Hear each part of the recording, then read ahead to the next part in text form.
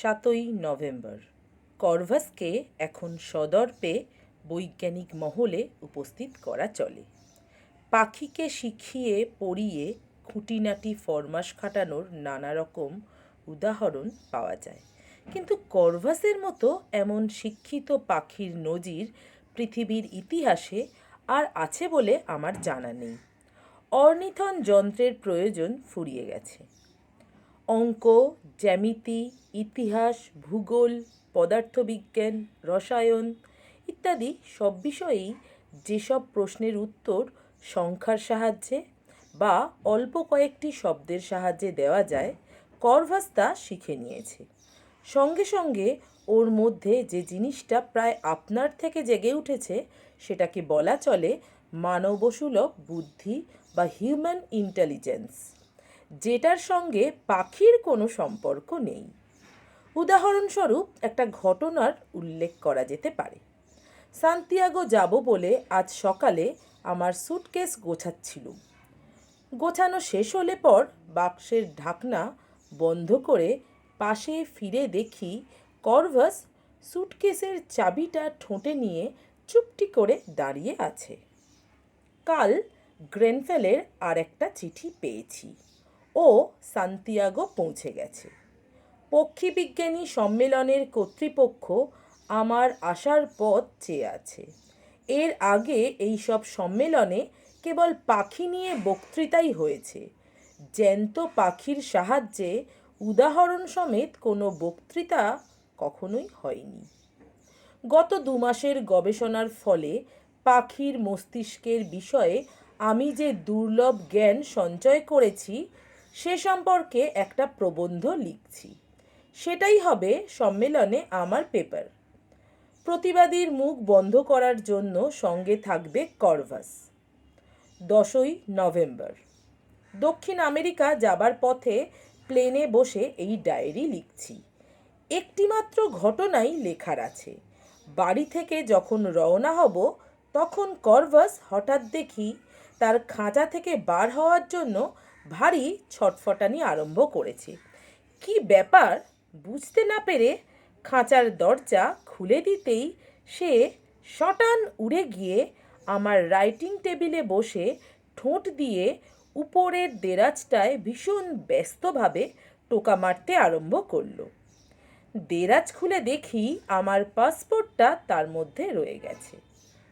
কর্ভাসের জন্য একটা নতুন ধরনের খাঁচা বানিয়ে নিয়েছি। যে আবহাওয়া কর্ভাসের পক্ষে সবচেয়ে আরামদায়ক, খাঁচার ভিতর কৃত্রিম উপায়ে সেই আবহাওয়া বজায় রাখার ব্যবস্থা করেছি। খাবার জন্য কাকের পক্ষে পুষ্টিকর ভিটামিন দিয়ে হোমিওপ্যাথিক বড়ির মতো মুখরোচক বড়ি তৈরি করে নিয়েছি। প্লেনের যাত্রীদের মধ্যে কেউই বোধহয় এর আগে কখনো পোষা কাক দেখেনি। কর্ভাস তাই সকলেরই কৌতূহল উদ্রেক করছে। তবে আমি আমার কাকের বিশেষত্ব সম্পর্কে কাউকে কিছু বলিনি। ব্যাপারটা গোপন রাখতে চাই অনুমান করেই বোধহয় কর্ভাসও সাধারণ কাকের মতোই ব্যবহার করছে। 14ই নভেম্বর। Hotel Excelsior, Santiago. রাত 11টা। 2 দিন খুব ব্যস্ত ছিলাম, তাই ডায়েরি লেখার সময় পাইনি। আগে আমার বক্তৃতার কথাটা বলেনি, তারপর এই কিছুক্ষণ আগের চাঞ্চল্যকর ঘটনায় আসা যাবে। এক কথায় বলা যায় কর্ভাস সহ আমার বক্তৃতাটা হয়েছে another feather in my cap. লেখাটা পড়তে লেগেছিল 8 ঘন্টা। তারপর কর্ভাসকে নিয়ে ডিমনস্ট্রেশন চলল 1 ঘন্টার উপর। আমি মঞ্চে উঠেই কর্ভাসকে খাঁচা থেকে বার করে টেবিলের উপর ছেড়ে দিয়েছিলাম। প্রকাণ্ড লম্বা মেহগনির টেবিল, তার পিছনে লাইন করে সম্মেলনের কর্তৃপক্ষরা বসেছেন। আমি একপাশে দাঁড়িয়ে মাইক্রোফোনে আমার প্রবন্ধ পড়ছি। পড়া যতক্ষণ চলল ততক্ষণ কর্ভাস এক পাও নড়েনি। তার এক পাশে ঘাড় কাত করার ভঙ্গি ও মাঝে মাঝে মাথা উপর নিচ করা থেকে মনে হচ্ছিল সে গভীর মনোযোগ দিয়ে আমার কথা শুনছে এবং কথা বুঝতেও পারছে। বক্তৃতা শেষ হবার পর চারিদিক থেকে করধ্বনির সঙ্গে সঙ্গে একটা কাঠঠোকরার মতো শব্দ শুনে টেবিলের দিকে চেয়ে দেখি কর্ভাস তার ঠোঁট দিয়ে হাততালির সঙ্গে তাল মিলিয়ে টেবিলের উপর ঠুকে চলেছে। ডিমনস্ট্রেশনের সময় অবশ্যই কর্ভাসের কোনো বিরাম ছিল না। গত 2 মাসে সে যা কিছু শিখেছে সবই সম্মেলনের অভ্যাগতদের সামনে উপস্থিত করে তাদের তাক লাগিয়ে দিয়েছে। সকলেই এক বাক্যে স্বীকার করেছে যে পাখির মস্তিষ্কে মানুষের জ্ঞান ও বুদ্ধি যে এভাবে প্রবেশ করতে পারে তা কেউ কল্পনাই করতে পারেনি। এখানকার কাগজ কোরিয়েরে দেল সান্তিয়াগোর সান্ধ্য সংস্করণের মধ্যেই কর্ভাসের খবর বেরিয়ে গেছে। শুধু বেরিয়েছে নয়, প্রথম পাতায় প্রধান খবর বেরিয়েছে, আর তার সঙ্গে বেরিয়েছে পেন্সিল মুখে কর্ভাসের একটা ছবি। মিটিংয়ের পর গ্রেনফেল ও সম্মেলনের চেয়ারম্যান সিনিয়র কোভারুভিয়াসের সঙ্গে সান্তিয়াগো শহর দেখতে বেরিয়েছিলাম। জনবহুল মনোরম আধুনিক শহর। পূর্ব দিকে আন্দিজ পর্বত শ্রেণী চিলি ও আর্জেন্টিনার মধ্যে প্রাচীরের মতো দাঁড়িয়ে আছে। ঘণ্টাখানেক ঘোরার পর কোভারুভিয়াস বললেন, সম্মেলনের প্রোগ্রামে দেখে থাকবে অতিথিদের জন্য আমরা নানা রকম আমোদ প্রমোদের আয়োজন করেছি। তার মধ্যে আজ বিকেলের ব্যাপারটায় আমি ব্যক্তিগতভাবে তোমাকে উপস্থিত থাকতে অনুরোধ করছি। একটি চিলিয়ান জাদুকর আজ তামাশা দেখাবেন তোমাদের খাতিরে। ইনি আর্গাস নামে পরিচিত। এরা বিশেষত্ব হচ্ছে এই যে ইনি ম্যাজিকে নানা রকম পাখি ব্যবহার করেন। ব্যাপারটা শুনে কৌতূহল হয়েছিল, তাই আমি আর গ্রেনফেল আজ বিকেলে এখানকার প্লাজা থিয়েটারে আর্গাসের ম্যাজিক দেখতে গিয়েছিলাম। লোকটা নানা রকম পাখি ব্যবহার করে, সেটা ঠিকই। হাঁস, কাকাতুয়া, পায়রা, মোরগ, 3 হাত লম্বা সারস, 1 ঝাঁক হার্মিং বার্ড, সবই কাজে লাগায় আর্গাস। এবং বোঝাই যায় যে সবকটি পাখিকেই সে বেশ দক্ষতার সঙ্গে কাজ শিখিয়ে নিয়েছে। বলা বাহুল্য, এই কাজের কোনোটাই আমার কর্ভাসের কৃতিত্বের ধারে কাছেও আসে না। সত্যি বলতে কি, পাখির চেয়ে আমার অনেক বেশি ইন্টারেস্টিং মনে হলো জাদুকর ব্যক্তিটিকে। টিয়া পাখির মতো নাক, মাঝখানে সিঁথি করা, টান করে পেছনে আঁচড়ানো নতুন গ্রামোফোন রেকর্ডের মতো চকচকে চুল, চোখে মাইনাস পাওয়ারের চশমা, তার কাঁচ এত পুরু যে মণি দুটোকে তীক্ষ্ণ বিন্দুর মতো দেখায়।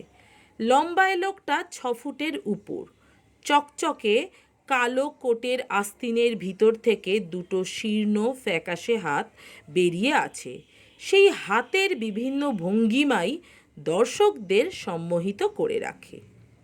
জাদু খুব উঁচু দরের না হলেও জাদুকরের চেহারা ও হাবভাব দেখেই প্রায় পয়সা উঠে আসে। আমি শো দেখে হল থেকে বেরোনোর সময় গ্রেনফেলকে পরিহাস ছলে বললাম, আমাদের যেমন আর্গাসের ম্যাজিক দেখানো হলো, আর্গাসকে তেমনই কর্ভাসের খেলা দেখাতে পারলে মন্দ হতো না। রাত 9টায় ডিনার ও তারপরে অতি উপাদেয় চিলিয়ান কফি খেয়ে গ্রেনফেলের সঙ্গে হোটেলের বাগানে কিছুক্ষণ কাটিয়ে সবেমাত্র ঘরে এসে বাতি নিভিয়ে বিছানায় শুয়েছি, এমন সময় টেলিফোন বেজে উঠল। আমি একটু অবাক হয়ে অন্ধকারেই রিসিভারটা তুলে কানে দিলাম। সিনিয়র শঙ্কু? হ্যাঁ, আমি রিসেপশন থেকে বলছি। আপনাকে অসময়ে বিরক্ত করার জন্য ক্ষমা চাইছি। একটি ভদ্রলোক বিশেষ করে আপনার সঙ্গে দেখা করতে চাইছেন। আমি বাধ্য হয়েই বললাম যে আমি ক্লান্ত, সুতরাং ভদ্রলোক যদি কাল সকালে আমাকে টেলিফোন করে একটা অ্যাপয়েন্টমেন্ট করতে পারেন তাহলে ভালো হয় আর কি। নিশ্চয়ই কোনো রিপোর্টার। এর মধ্যেই 4জন সাংবাদিককে ইন্টারভিউ দিতে হয়েছে এবং তারা যেসব প্রশ্ন করেছে তাতে আমার মতো ঠান্ডা মেজাজের মানুষকেও রীতিমতো অসহিষ্ণু হয়ে পড়তে হয়। একজন সরাসরি জিজ্ঞেস করলেন, ভারতবর্ষে যেমন গরুকে পুজো করা হয় তেমনি কাককেও হয় কি না, এরকম আর কি। রিসেপশন লোকটির সঙ্গে কথা বলে বলল, সিনিয়র শঙ্কু, ভদ্রলোক বলছেন তিনি 5 মিনিটের বেশি সময় নেবেন না, সকালে ওর একটা অন্য এঙ্গেজমেন্ট রয়েছে। বললাম, যিনি এসেছেন তিনি কি সংবাদপত্রের লোক? আগে না, ইনি হলেন বিখ্যাত চিলিয়ান জাদুকর আর্গাস। নামটা শুনে বাধ্য হয়েই ভদ্রলোককে উপরে আসতে বলতে হলো। বিছানার পাশের টেবিল ল্যাম্পটা জ্বালিয়ে দিলাম। 3 মিনিট পরে কলিং বেল বেজে উঠল। দরজা খুলে যাকে সামনে দেখলাম তাকে স্টেজে 6 ফুট বলে মনে হয়েছিল আর কি। এখন বুঝলাম তিনি 6.5 ফুটেরও বেশি লম্বা। সত্যি বলতে কি, এত লম্বা মানুষ এর আগে আমি কখনো দেখিনি। বিলিতি কায়দায় সামনের দিকে ঝুঁকে পড়ে নমস্কার জানাবার সময়েও তিনি আমার চেয়ে প্রায় 6 ইঞ্চি লম্বা হয়ে রয়ে গেলেন। ভদ্রলোককে ঘরে আসতে বললাম। স্টেজের পোশাক ছেড়ে জাদুকর এখন সাধারণ স্যুট পরে এসেছেন, তবে এই স্যুটের রঙও কালো। ঘরে ঢোকার পর লক্ষ্য করলাম কোটের পকেটে কোরিয়েরে দেল সান্তিয়াগোর সান্ধ্য সংস্করণ। আর্গাস চেয়ারে বসার পর তার ম্যাজিকের তারিফ করে বললাম, যতদূর মনে পড়ছে গ্রিক উপকথায় আর্গাস নামক একজন কীর্তিমান পুরুষের কথা পড়েছি, যার সর্বাঙ্গে ছিল সহস্র চোখ। একজন জাদুকরের পক্ষে নামটা বেশ মানানসই। আর্গাস মৃদু হেসে বললেন, সেই কীর্তিমান পুরুষটির সঙ্গে পাখির একটা সম্পর্ক রয়েছে, মনে পড়ছে নিশ্চয়ই? আমি বললাম, হ্যাঁ। গ্রিক দেবী হেরা আর্গাসের চোখগুলি তুলে ময়ূরের পুচ্ছে বসিয়ে দিয়েছিলেন। সেই থেকেই ময়ূরের লেজে চাকা চাকা দাগ। কিন্তু আমার কৌতূহল হচ্ছে আপনার চোখ সম্পর্কে। কত পাওয়ার আপনার চশমার? -20। তবে তাতে কিছু এসে যায় না। আমার পাখিগুলোর কোনোটারই চশমার প্রয়োজন হয় না। নিজের রসিকতায় নিজেই অট্টহাস্য করে উঠলেন আর্গাস। কিন্তু সে হাসি ফুরোবার আগেই ভদ্রলোক হঠাৎ মুখ হাঁ অবস্থাতেই থেকে গেলেন। তার চোখ চলে গেছে আমার ঘরের তাকে রাখা প্লাস্টিকের খাঁচাটার দিকে। কর্ভাস ঘুমিয়ে পড়েছিল। এখন দেখছি জাদুকরের অট্টহাসিতেই বোধহয় তার ঘুমটা ভেঙে গেছে। সে দিব্যি ড্যাব ড্যাব করে চেয়ে আছে আগন্তুকটির দিকে। আর্গাস মুখ হাঁ অবস্থাতেই চেয়ার ছেড়ে উঠে খাঁচাটির দিকে এগিয়ে গেলেন। তারপর মিনিটখানেক ধরে কর্ভাসের দিকে চেয়ে বললেন, আজ সন্ধ্যার কাগজে এর বিষয় পড়ে অবধি আপনার সঙ্গে দেখা করার জন্য উদগ্রীব হয়ে আছি। আপনার বক্তৃতা শোনার সৌভাগ্য আমার হয়নি। আমি পক্ষীবিজ্ঞানী নই, কিন্তু আমিও পাখিদের শিক্ষা দিয়ে থাকি। ভদ্রলোক চিন্তিতভাবে ফিরে এসে চেয়ারে বসলেন। তারপর বললেন, বেশ বুঝতে পারছি আপনি ক্লান্ত, কিন্তু তাও অনুরোধ করছি, যদি আপনার এই পাখিটিকে একবার খাঁচা থেকে বার করতে পারেন আর কি, একবার যদি ওর বুদ্ধির একটু নমুনা। আমি বললাম, শুধু আমি ক্লান্ত নই, আমার পাখিও ক্লান্ত। আমার খাঁচার দরজা খুলে দিচ্ছি, বাকিটা নির্ভর করবে আমার পাখির মেজাজের উপর। আমি ওকে জোর করে ওর ইচ্ছার বিরুদ্ধে কিছু করাতে চাই না। বেশ তো, তাই হোক। খাঁচার দরজা খুলে দিলাম। কর্ভাস বেরিয়ে এসে ডানার 3 ঝাপটায় আমার খাটের পাশে টেবিলটায় এসে ঠোঁটের এক অব্যর্থ ঠোকরে ল্যাম্পটা নিভিয়ে দিল। ঘর এখন অন্ধকার। জানালা দিয়ে রাস্তার উল্টো দিকে হোটেল মেট্রোপোলের জলানেবা সবুজ নিয়নের ফিকে আলো ঘরে প্রবেশ করছে। আমি চুপ। কর্ভাস ডানা ঝটপটিয়ে ফিরে গিয়ে খাঁচায় ঢুকে ঠোঁট দিয়ে টেনে দরজা বন্ধ করে দিল। আরগাসের মুখের উপর সবুজ আলো নিয়নের তালে তালে জ্বলছে, নিভছে। তার সোনার চশমার পুরু কাচের ভিতর সাপের মতো চোখ সবুজ আলোয় আরও বেশি সাপের মতো মনে হচ্ছে। বেশ বুঝতে পারছি সে অবাক, হতভম্ব। বেশ বুঝতে পারছি কর্ভাস ঘরের বাতি নিভিয়ে তার মনের যে ভাবটা প্রকাশ করলো সেটা আরগাসের বুঝতে বাকি নেই। কর্ভাস এখন বিশ্রাম চাইছে। সে চায় না ঘরের আলো জ্বলে। সে অন্ধকার চায়, অন্ধকারে ঘুমোতে চায়।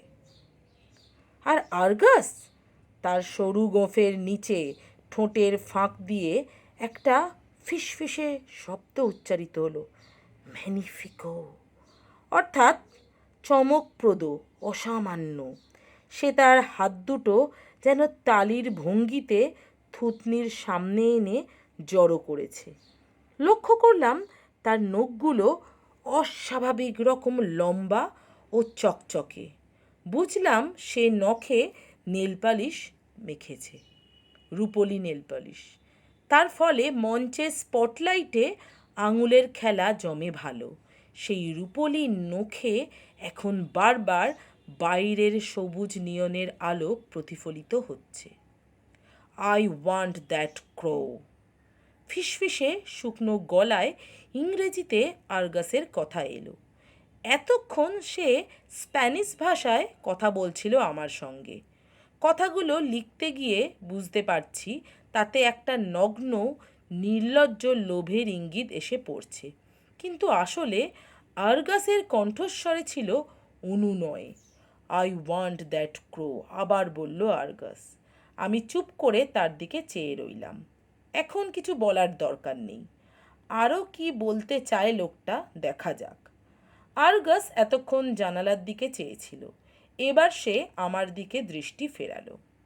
ভারী অদ্ভুত লাগছিল এই অন্ধকার আর সবুজ আলোর খেলা। এও যেন একটা ভেলকি। লোকটা এই আছে, এই নেই। আরগাসের লম্বা আঙুলগুলো নড়ে চড়ে উঠল। সেগুলো এখন তার নিজের দিকে ইঙ্গিত করছে। আমাকে দেখো প্রফেসর, আমি আরগাস। আমি বিশ্বের সেরা জাদুকর। 2 আমেরিকার প্রতিটি শহরের প্রতিটি জাদুপ্রিয় লোক আমাকে চেনে। ছেলে, বুড়ো, মেয়ে, পুরুষ সবাই চেনে। আগামী মাসে আমি পৃথিবী ভ্রমণে বেরোচ্ছি।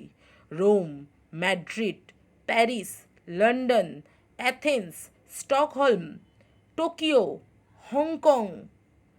আমার ক্ষমতা এবার স্বীকৃত হবে সারা বিশ্বে, কিন্তু আমার চমকপ্রদ ম্যাজিক আরও সহস্র গুণে বেশি চমকপ্রদ হবে। কিসে জানো? If I get that crow, that Indian crow. ওই পাখি আমার চাই প্রফেসর, ওই পাখি আমার চাই, আমার চাই, আমার চাই। আচ্ছা, এত অবধি থাক। এই গল্পটা যদি পরবর্তী অংশ তোমরা শুনতে চাও তাহলে অবশ্যই সাবস্ক্রাইব করে দিও। আর ক্লাস 9-এর স্টুডেন্টদের জন্য বলছি, তোমরা এই গল্পটা শুনো। তোমরা তো সহায়িকা গ্রন্থ তেমন পড়ো না, অন্তত এটা শুনলেও তোমাদের পড়া হয়ে যাবে। সবাই ভালো থেকো, ধন্যবাদ।